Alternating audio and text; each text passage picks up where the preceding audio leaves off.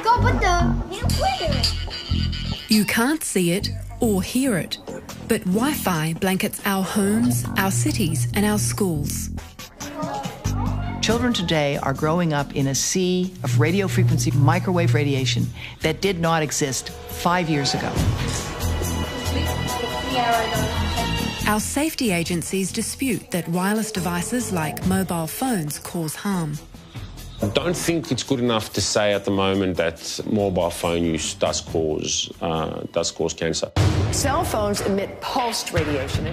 But some of the world's leading scientists and industry insiders are breaking ranks to warn us of the risks. There is an association between heavy mobile phone use and brain tumours. I've been in the technology industry all my career, and I've seen the tremendous benefits that technology can provide. My concern is nobody can say that it's safe. Do mobile phones cause brain cancer? And is Wi-Fi making us sick? In this episode, I investigate the latest research and advice about the safety of our modern wireless devices.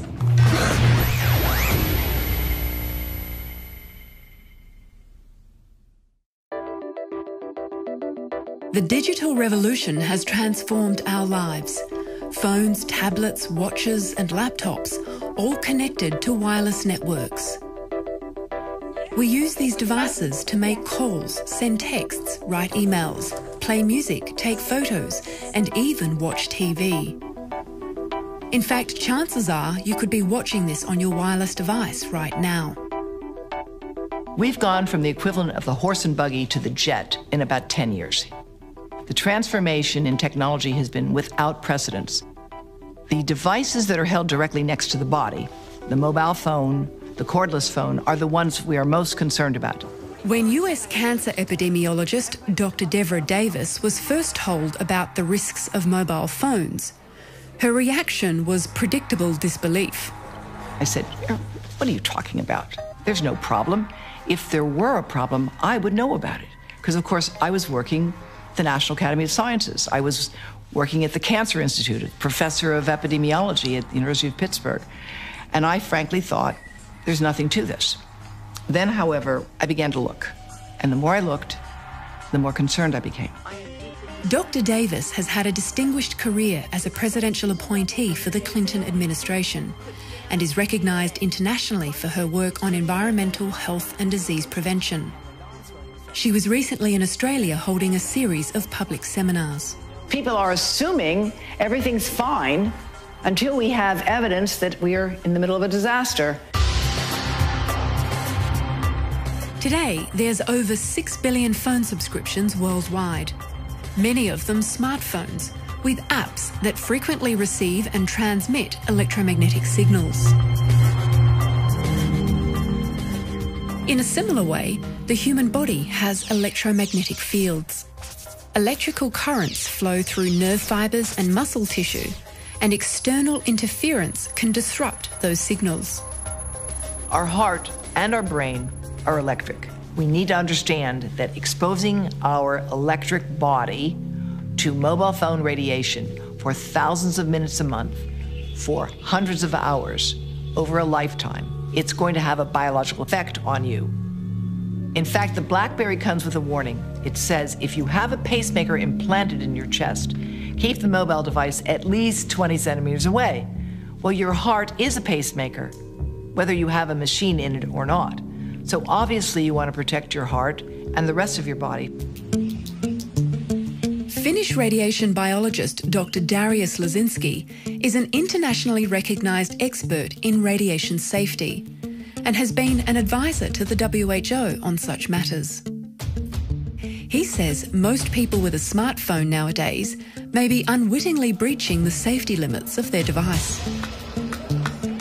Sometimes a person puts cell phone in a pocket which are connected to internet, then safety limits are being breached and this cell phone doesn't comply with safety regulation once it is put in pocket. Phones are manufactured to ensure the radiation they emit can't overheat the body and cause thermal damage. It's called the specific absorption rate. But during testing, the phone is positioned at a distance away from the model body. Therefore, when you place your smartphone in your pocket directly against your body, you may be exceeding the safety standard. In order to comply with safety standards, the cell phone has to be at some distance from body. So it's fair to say that sometimes people would be breaching the safety standard of their mobile phones every day. Yes. That's quite shocking. I don't think people are aware of this information. Because nobody is talking about it, including radiation safety authorities. They simply don't mention it.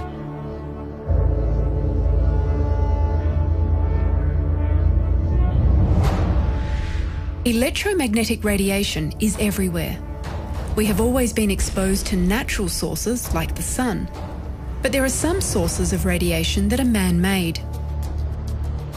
Today, with the proliferation of mobile and wireless technology and devices that emit artificial radio frequency radiation, some claim we're exposed to levels up to 1 quintillion times higher than natural background levels.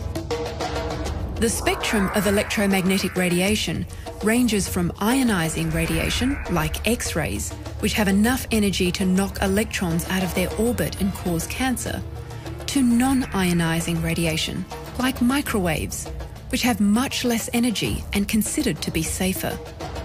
Mobile phones, tablets, phone towers, smart meters, baby monitors, and Wi-Fi routers are all sources of radio frequency microwave radiation. Professor Bruce Armstrong was part of an expert panel on radiation, which gathered for the International Agency for Research on Cancer, or IARC. The panel was tasked with analysing whether radio frequency radiation could cause cancer. Its decision was essentially that it possibly causes cancer. That means radio frequency radiation is now classified as a Class 2B possible human carcinogen. It was inevitably a controversial decision. What was your personal decision? I thought that IARC got it right, based on the evidence. Heavy users are defined as those who talk on a mobile 30 minutes a day for longer than 10 years. Journalists like myself, tradespeople, brokers, even teenagers would easily meet that definition these days. Yeah. So I went to ARPANSA, our federal agency responsible for protecting us from the harmful effects of radiation. I asked one of their physicists, Dr. Ken Karapidis, for his view on IARC's decision. On a personal level, I don't think it should be a 2B. Other people say it should be higher. Dr. Karapidis says there's no cause for concern. We've been doing research in this area for a very long time, and our assessment of the evidence suggests that although some studies do show effects, there is no established evidence that the low levels of radio frequency radiation from tablets and phones and Wi-Fi and what have you causes health effects. So ARPANSA's not actually saying that these devices are safe? We can only provide advice on an assessment of the evidence. We do not provide guarantees of safety. I don't think a scientist can do that.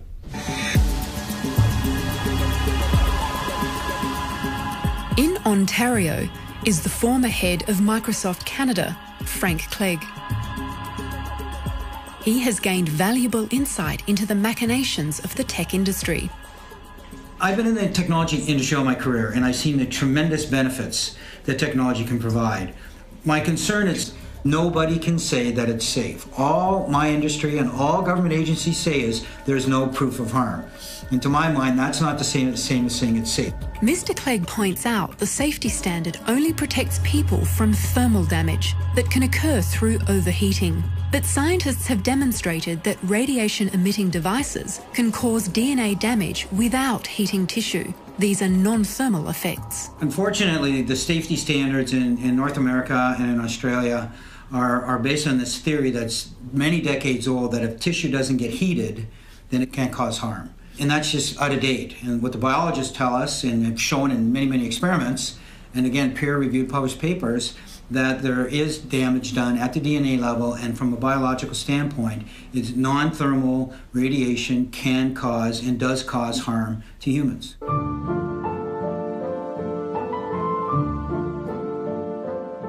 For example, there is strong evidence to suggest that mobile phones can damage sperm, as might occur when a male keeps his smartphone in his pocket. If you take sperm from a healthy man and you put sperm in one test tube which gets no exposure to a mobile phone and the other gets exposure, the mobile phone exposed sperm die faster, have more damage to their mitochondrial DNA, which is the engine that makes the cell run. And studies around the world consistently find the heaviest cell phone users have the lowest sperm count. Those studies have not been considered recently in reviews, and there are new data emerging all the time. This bioinitiative report sets out hundreds of peer-reviewed papers confirming the biological changes caused by wireless transmitting devices, which can occur thousands of times below the safety threshold. It has been formulated by independent doctors and scientists from over 10 different countries. But our Panzer has a different view. There's certainly some studies that have shown effects on sperm, but there's many other studies that haven't. There is no consistent evidence that there's established biological effects other than rising temperature. So the evidence is really inconsistent, and it's not good enough at the moment to say that mobile phones do affect sperm. Since IARC's decision in 2011, more evidence has emerged which adds strength to their findings. The Serenat study and Hardel's study both found a link between heavy mobile phone use and rare head tumours. Those studies do suggest, rather more strongly than the body of evidence available to IARC at the time, that there is an association between heavy mobile phone use and brain tumours. These studies have sparked calls for the classification to be upgraded from 2B to 2A.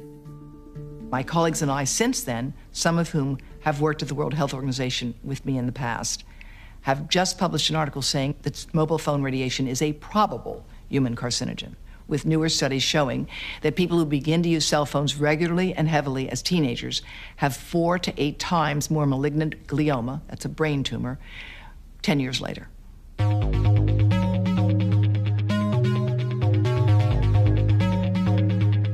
The fear about mobile phones causing brain tumours is not a new debate. Previously, industry co-funded a study hoping to settle the debate once and for all. The Interphone study was carried out from 2000 to 2004. The results were supposed to be released in 2005. It took 5 years to release the results of the Interphone study, and it was not because the science wasn't clear. It was because of the intense politics that took place between members of the team, some of whom had been heavily sponsored by industry, and others of whom were more independent. The bulk of the study said the results were inconclusive. The actual findings in Technical Appendix 2 showed that there was a significantly increased risk of brain cancer in the heaviest users. Mobile phone manufacturers themselves are aware of the potential risks, which is why they recently put warnings in each device. Well, first you go to Settings, and then you go to General. Then you go to About at the top. Yeah. Then you have to look hard. You have to go all the way down to something called Legal. Yes. And then you go to RF exposure. Oh, of course. I've never been into this part of my phone. Well, there you see. It says to reduce exposure to RF energy, use a hands-free option, such as the built-in speakerphone. Yours says carry iPhone at least 10 millimeters away from your body. Mine says at least 5 millimeters. What do you think about this warning? I think the warning is, I think they're being a bit hypocritical to be trying to get you to buy more and more free talk time and then telling you you should limit your exposures. It's not only telco companies who are cautious about potential risks. Insurance giant Lloyd's of London excludes cover for illnesses caused by electromagnetic radiation. When it comes to microwave transmitters like mobile phone towers, several other countries around the world have maintained more stringent safety thresholds compared to Australia. We know that China, Italy, and Switzerland and Russia have standards 100 times safer than Canada's standards, and that's the same as Australia's standards. It sparked concerns that ARPANSA is out of touch with the latest evidence. When was the last time ARPANSA updated their safety standards? We published the standard in 2002, but we did a review of the science that underpins the standard in 2014. Now, the review actually found that the limits of the standard still provide adequate protection from the known health effects of radio frequency energy. Any government agency, in my opinion, that has done a review in the last 2 or 3 years and hasn't made a significant change to their safety standard has not done a proper, thorough review of the science. And if you think back to what happened in the last decade, the cell phone, the smartphone was launched, right? Wi-Fi was not available 12 years ago. So any government agency that claims that their standards that are a decade old are current is out of date. When it comes to mobile phone risk, ARPANSA quotes brain cancer rates in the Australian population, which they say refutes the idea that mobile phones cause brain cancer. We've looked at the brain tumour rates for the last 30 years. The brain tumour rates have remained quite stable. I confronted Dr. Davis with this data while she was here in Australia. Those who say the lack of increase in brain cancer tells you cell phones are safe don't understand brain cancer. It has a long latency. When the bombs fell at the end of World War II on Japan, we followed every person who survived. 40 years is how long it took for brain cancer to develop after that exposure. Since cell phone use has exponentially increased only in the last 5 to 10 years, Dr. Davis says it's far too early to rule out the possibility that mobile phones are causing a problem in the general population. There is no cause of cancer in the environment that shows up in the general population in 10 years. Not asbestos, not tobacco, not DES, not benzene. None of them shows up in 10 years. So of course we don't see any increase in brain cancer now. There's none expected. Dr. Davis says if you want a more accurate picture of what's happening with brain cancer rates, you have to look more closely at specific groups rather than the general population rates. When you look at specific groups, however, you are seeing an increase in younger brain cancers in certain types in certain locations. Although brain cancer is rare, the latest US figures show a statistically significant increase in malignant and non-malignant brain and spinal cord tumours in adolescents. This doesn't mean it's caused by mobile phones, but it may be a factor. Brain surgeon Charlie Teo recently attended the seminar where Dr. Davis was presenting her evidence. He brought along his surgical team. As a primary care physician at the coalface of patients with brain cancer, I think it's my responsibility to try and look for some potential causes of brain cancer, and if we find any at all, to make the public aware of them. The biggest single exposure that a person gets is through their mobile or cordless phone use. There is some epidemiological evidence of a possible association between prolonged mobile phone use and certain brain tumours. That evidence is not good enough to say mobile phones do cause cancer, but the possibility remains. So there is merit for those that are concerned in reducing your exposure to mobile phone use against the head. And in fact, we'll provide advice in doing that, by using a hands-free kit or putting the phone on speaker mode or various other ways. Now, when it comes to children, there's not enough evidence in this area. So our recommendation is slightly stronger. We do recommend that parents limit their children's mobile phone use. In a statement, the Australian mobile telecommunications industry says there's no evidence of any additional risk to children from mobile phone technologies. But the research relating to children is limited, so the possibility of harm cannot be ruled out. It increases heat shock proteins. It increases reactive oxygen. Dr. Davis's campaign has provoked criticism, but she remains defiant. Are you cherry-picking the data to suit your argument? No, I'm not cherry-picking my work. With respect to mobile phones and brain cancer, the reality is every single well-designed study ever conducted finds an increased risk of brain cancer with the heaviest users. And the range of the risk is between 50% to 8-fold. That's a fact. These are rare brain tumours like malignant glioma. And in children, there's virtually no data available. Children today are growing up in a sea of radio frequency radiation, microwave radiation, that did not exist 5 years ago. A child's skull is thinner, its brain contains more fluid. Things cook in a microwave oven if they have more fluid and more fat in them. So because the skull is thinner and the brain contains more fluid, a child will absorb more radiation relative to that of an adult. Scientists have been able to demonstrate this. So in an adult, what were the results? Well, you can see that the heaviest radiation here is indicated in the red, and it gets just into the first part of the eye and the cheek and the ear, right? So the rest of it doesn't really get that far. That's the faintest color. But if you look at the child, this is a 3-year-old, you can see that it gets all the way through the head. Wow, so that penetrates almost to the other side of the ear. Correct. That's incredible. Yeah, Now, it is. do we know that this translates into health effects for the child? No, we don't. So should we be concerned? You want to experiment on your children? Go ahead. I don't think we have any reason to think this is a good idea. And in fact, manufacturers are now advising. Samsung has a statement, a cell phone is not a toy. When it comes to reducing risk, it's all about proximity from the device. Radiation exposure drops off exponentially with distance. Distance is your friend here. And children, of course, infants, should never be close to any of these devices. They've been tested on this big adult guy. They've never been tested for infants and toddlers. Any parent out there that gives their child a device to play with because they're driving them crazy, put it on airplane mode. Because if it's on airplane mode, they can still play the game, but they're not sending and receiving microwave radiation.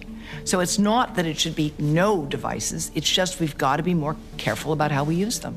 I mean, really, when it came to cigarette smoking, we had no idea of the mechanism. Brain surgeon Charlie Teo limits his children's exposure. The kids didn't get them until they were older, post-pubescent.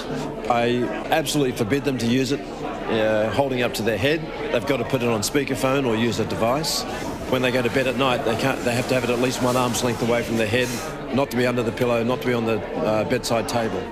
One study involving 14 countries is currently assessing whether use of mobile phones at an early age increases the rates of early onset brain tumours in 1,000 young people. The results will be released this year.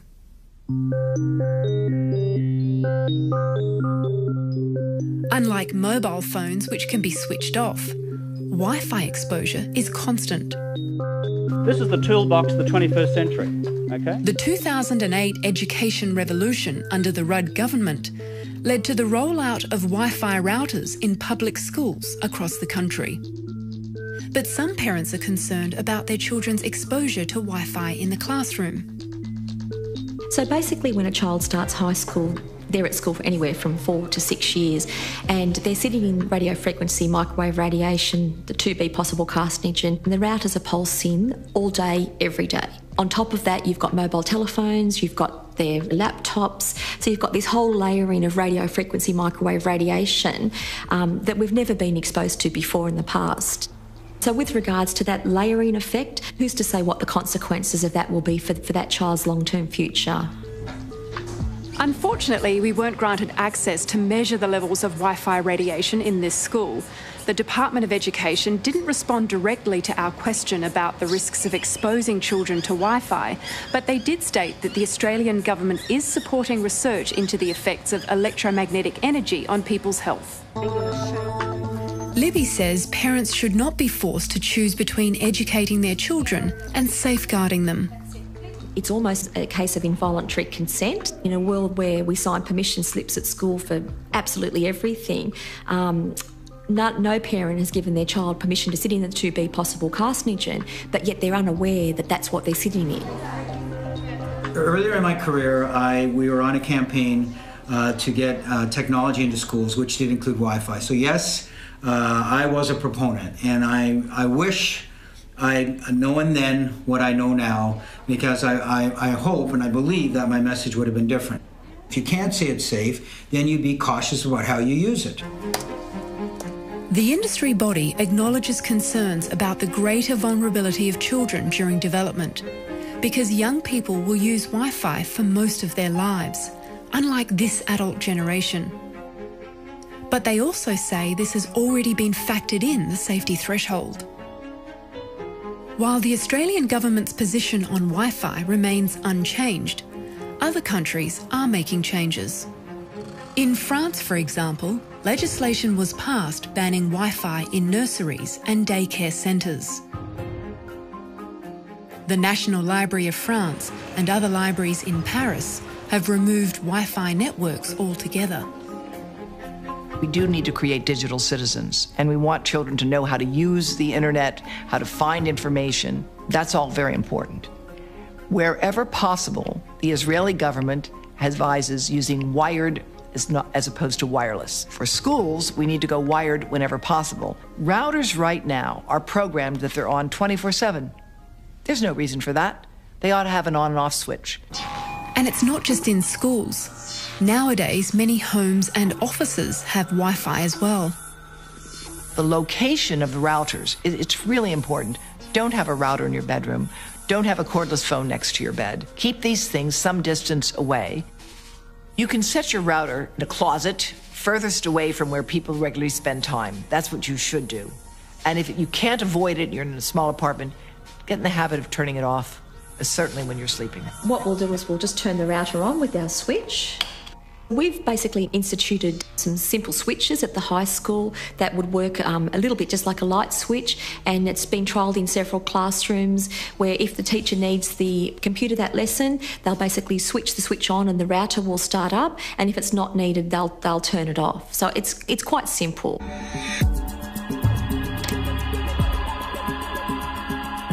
There is no doubt that consumers are confused. There are conflicting reports. There is a lot of scientific information out there. It gets some press coverage, but then it gets countered by industry. I am embarrassed to say that I believe my industry is on a campaign to bury the science and to confuse the message on the harmful effects of wireless devices. Mr. Clegg is concerned there'll be a repeat of the mistakes from the past. You never had a better cigarette. One of the best analogies that I've heard in this scenario is using the tobacco model, where we know that the first science came out showing that smoking cigarettes caused harm back in the 1960s. And the tobacco industry was able to delay legislation, delay the message to the public for decades. Craven Filter, the clean cigarette. I believe that my industry is using that same model and just in obfuscating the science, hiring scientists to cast doubt on the science, confusing government and causing government to be constipated and not passing the legislation that they need to pass. But when we approached the industry body, they objected to the criticism, saying they have open discussions about the scientific evidence on their website and continue to fund research into the health effects of RF radiation. Do you really want to see proof that we've got millions of people with cancer like we did with tobacco and asbestos?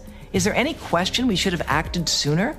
We would really make a huge mistake if we continue to take the repeated assurances everything is all right. For more information about the studies mentioned in this program, you can go to our website.